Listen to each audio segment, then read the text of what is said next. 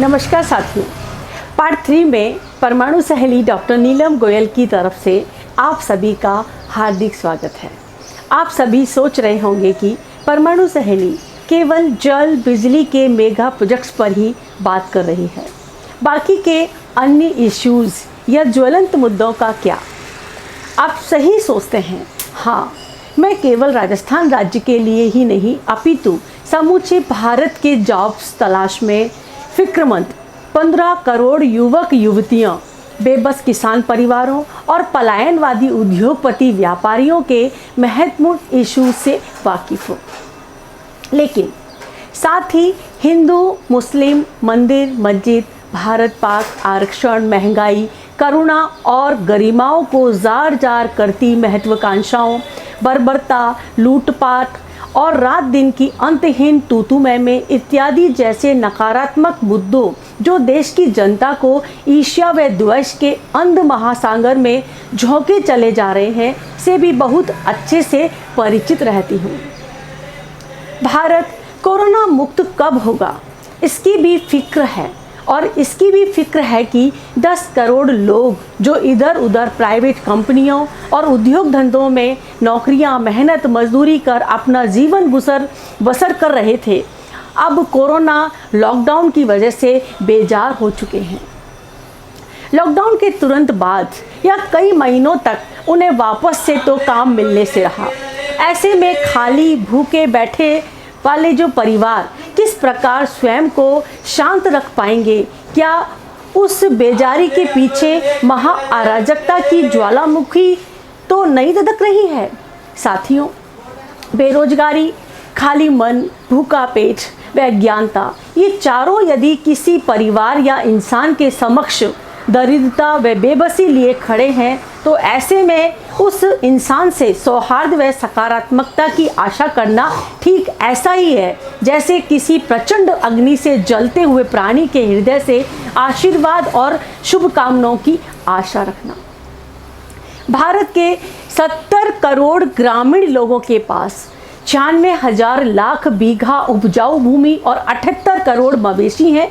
वर्तमान में पानी, बिजली, बीज, खाद, भंडारण, परिवहन और थोक व खुदरा बाजारों की व्यवस्था के स्तर के मुताबिक तथा कहीं बाढ़ व कहीं सूखा जैसी प्राकृतिक आपदाओं से गुजर कर कृषि व इसकी सहचर्याओं और तकरीबन 3000 अरब रुपए की आय मिल पाती है।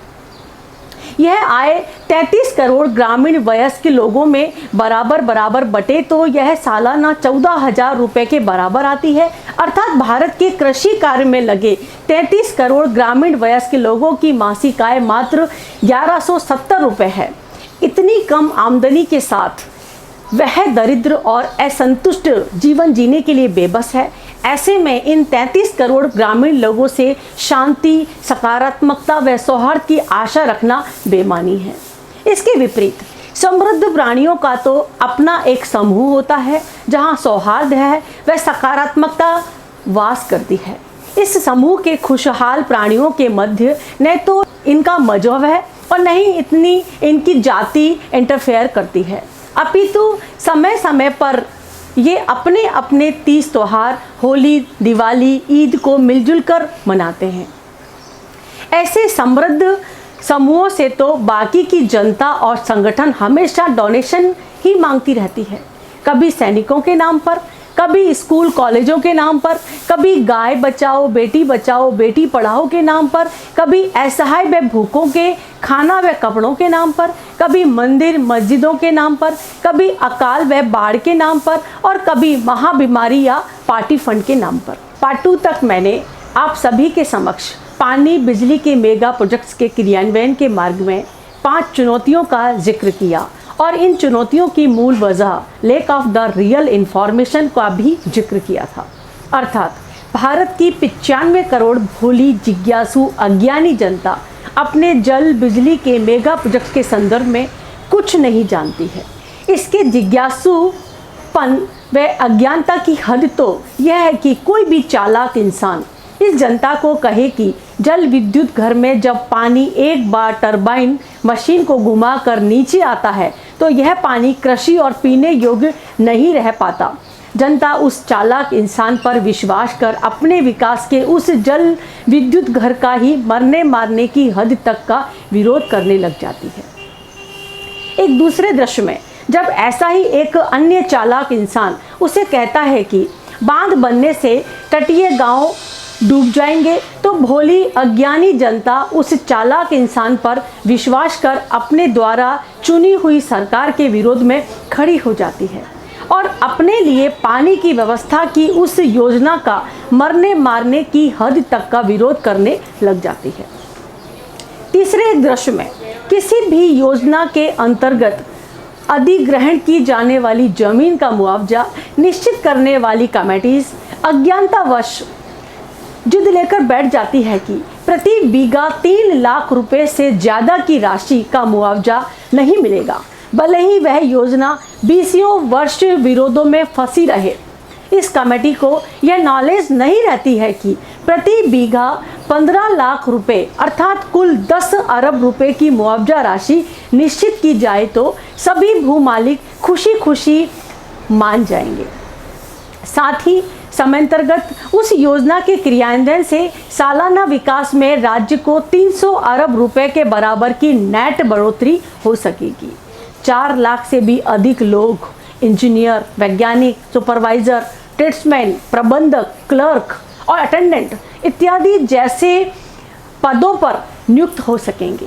अप्रत्यक्ष रूप में क्षेत्रीय जनता को दूध, दही, किराना, कपड़ा, साग सब्जी, अन्न, दाल, बढ़ई कारीगर, छोटे मध्यम बड़े दुकानदार व अन्य कई प्रकार के रोजगार मुनासिब हो सकेंगे।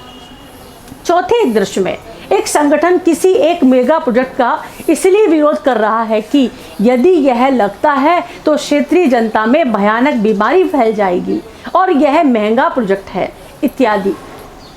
लेकिन यही संगठन दूसरी जगह सरकार से मांग करता है कि देरी की वजह क्या है, और इन दो अलग अलग क्षेत्रों में भोली व अज्ञानी क्षेत्रीय जनता इस संगठन के साथ मिलकर अपनी ही योजनाओं के विरोध में मरने मारने के लिए तैयार हो जाती है। यह सब भारत में ही क्यों होता आया है? क्यों चालाक लोग अपने निहित स्वार्थ व महत्वाकांक्षाओं में सफल होते आए हैं? क्यों बुद्धिजीवी वर्ग, वैज्ञानिक, इंजीनियर्स, योजनाकार इत्यादि अपने द्वारा हर तबके से सोच समझकर बनाई गई इन योजनाओं की धज्जियां उड़ाते हुए देखने पर विवश हैं? साथियों, एक रास्ता ऐसा भी है जिस पर भारत की आम से लेकर खास आवाम चलने के लिए मास स्तर पर जागरूक कर दी जाए तो इस रास्ते में कोई भी प्राणी बेरोजगार भूखा नहीं होगा, किसान परिवार दरिद्र व बेबस नहीं होंगे, उद्योगपति कारोबारी बेबस व पलायनवादी नहीं होंगे और सबके पास उत्कृष्ट आय के साथ जॉब्स होंगे। यह रास्ता आम से लेकर खास आवाम को अपने ही चौतरफा वास्तविक विकास के जल बिजली के मेगा प्रोजेक्ट्स के संदर्भ में मास स्तर पर जागरूक हो जाने का रास्ता है। इस रास्ते के संदर्भ में पहले हल्का सा जान लेना आवश्यक होगा। भारत की 9,600 लाख बीघा उपजाऊ भूमि के लिए 12 मास पानी व बिजली के वितरण व आपूर्ति की पुख्ता व्यवस्थाएं हो जाएं, खाद बीज भंडारण परिवहन तथा खुदरे व थोक बाजारों की उत्तम व्यवस्था हो जाए, डिमांड और जलवायु के मुताबिक खाद्यान्न व व्यापारिक फसलों का उत्पादन होवे, बाढ़ सूखे के कारण फसल चौपट नहीं होवे और मवेशियों के लिए आवश्यक चारे व पानी की उत्तम व्यवस्था हो जाए तो कृषि व इसके सहचर्यों से सालाना 7,25,000 अरब रुपए के बराबर की आय होगी और तब इस आय को उन्हीं 33 करोड़ ग्रामीण वयस्क लोगों में बराबर बांटें तो प्रत्येक को लगभग 32 लाख रुपए मिल सकेंगे, यानी मासिक आय 2 लाख रुपए। तब ये समृद्ध और खुशहाल 33 करोड़ वयस्क ग्रामीण किसान और परस्पर सौहार्द व प्रेम पूर्वक रहेंगे भी। जाहिर सी बात है कि कृषि में इतना बड़ा इजाफा होने से बाकी के 2 सेक्टर्स उद्योग धंधों एवं सर्विसेज में भी आनुपातिक इजाफा आएगा ही। इससे बाकी के 20 करोड़ वयस्कों के पास भी सालाना 22 लाख रुपए से अधिक की आय के जॉब्स होंगे। यानी एक विशिष्ट रास्ते पर चलने से भारत के सभी 55 करोड़ वयस्कों के पास उत्तम आय के साथ जॉब्स उपलब्ध होंगे। भारत की वयस्क जनता करने योग्य कार्यों में व्यस्त रहेगी और फुर्सत के क्षणों में अपने तीज त्योहार, होली, दिवाली, ईद, बैसाखी को आपस में मिलकर मनाएगी। कितने ही अस्पताल, स्कूल, कॉलेज, मंदिर, मस्जिद, धर्मशालाएं बन जाएंगे। किसी को किसी की पाठ पूजा, नमाज पढ़ने से कोई ईर्ष्याबाजी नहीं होगी। तो बात समझ में आई? इस देश की सबसे प्रधान एवं महत्वपूर्ण ज़रूरत है पानी बिजली की 12 मास सतत आपूर्ति। पार्ट 3 में यह बताऊंगी कि विभिन्न सिद्धांत व मुद्दों पर आधारित 84 छोटे, मध्यम, बड़े संगठनों वाले प्रजातांत्रिक भारत में मास स्तर पर कैसे कर आम से लेकर खास जन में इन मेगा प्रोजेक्ट्स के संदर्भ में जागरूकता आएगी और कई दशकों से अटके लटके पड़े इन प्रोजेक्ट्स पर निर्विरोध कार्य प्रारंभ हो जाएंगे। इसके लिए मैंने सर्वप्रथम राजस्थान राज्य व इससे जुड़े रण कच्छ क्षेत्र को चुना है। इस क्षेत्र के 1 करोड़ ग्रामीण परिवारों, 6 करोड़ मवेशियों, 1500 लाख बीघा जमीन व छोटे, मध्यम, बड़े उद्योगपति, व्यापारियों के लिए पानी बिजली के मेगा प्रोजेक्ट्स के साथ साथ ग्राम पंचायत स्तर पर चारागाह व जलखेत, टाउन स्तर पर बायोगैस व डेयरी प्लांट्स तथा जिला स्तर पर 500 मेगावाट के स्मार्ट मॉड्यूलर संयंत्रों सहित रेडी कुल 18 प्रोजेक्ट्स की लिस्ट तैयार की है। इन प्रोजेक्ट्स के सफल क्रियान्वयन में कृषि, उद्योग धंधों व पीने के लिए पानी तथा बिजली की 12 मास समुचित आपूर्ति, उत्कृष्ट मासिक आय पर 1 करोड़ 25 लाख जॉब्स व कर्मठ उद्योगपति कारोबारियों के लिए पूर्ण सकारात्मकता का वातावरण निहित है। इस बात की मास स्तर पर जन जागरूकता हेतु भारत की परमाणु सहेली डॉक्टर नीलम गोयल ने IIT खड़गपुर की अक्षवी अवेयर प्राइवेट लिमिटेड के साथ ब्रांड एम्बेसडर के रूप में जुड़कर एक विशिष्ट कार्य प्रारंभ किया है। इस विशिष्ट कार्य के तहत राजस्थान राज्य में गुजरात के रण कच्छ क्षेत्र में कस्बाई स्तर पर अक्षवी अवेयर प्राइवेट लिमिटेड के मार्फत 200 कस्बों में टीम नियुक्तियां होंगी। इन टीम में कार्यरत लोग अपने अपने क्षेत्र से ही होने हैं। ये टीम आम से लेकर खास जन को और खासकर ग्रामीण वयस्क जनों को सभी प्रोजेक्ट्स के संदर्भ में जागरूक करेंगे। साथ ही इन प्रोजेक्ट्स के क्रियान्वयन के प्रति नैतिक समर्थन प्राप्त करेंगे। इस रणनीति के पीछे की व्यवहारिक प्रेरणा यह है कि मास स्तर पर जागरूक जनता एक ऐसे मार्ग पर चल देगी जिस मार्ग में उसी के चौतरफा उत्थान की योजनाओं का क्रियान्वयन छिपा हुआ है। अक्षवी अवेयर व परमाणु सहेली अपनी एक्सपर्ट ग्रुप कमेटी के साथ सभी संबंधित स्टॉक होल्डर्स के साथ सेमिनार्स व मीटिंग्स कर सकारात्मकता का वातावरण भी बनाए रखेगी।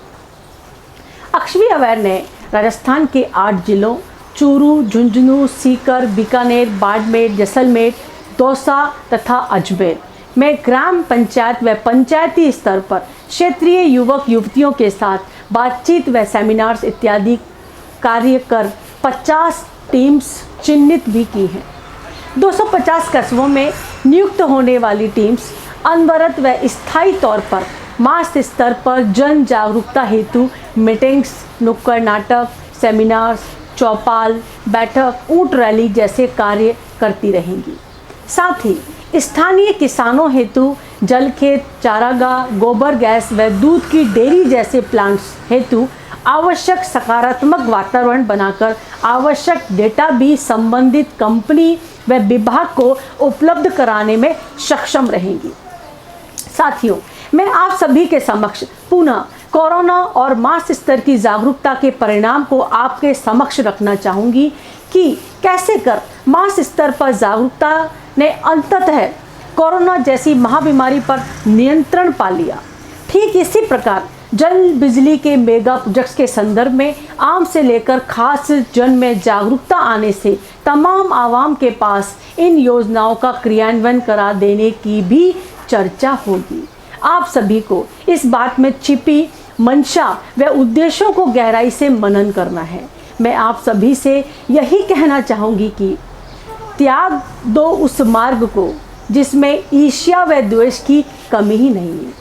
त्याग दो उस मार्ग को जिसकी कोई मंजिल ही नहीं। आओ आओ चुन लो उस पथ को जिसमें प्रेम व सौहार्द की कमी ही नहीं।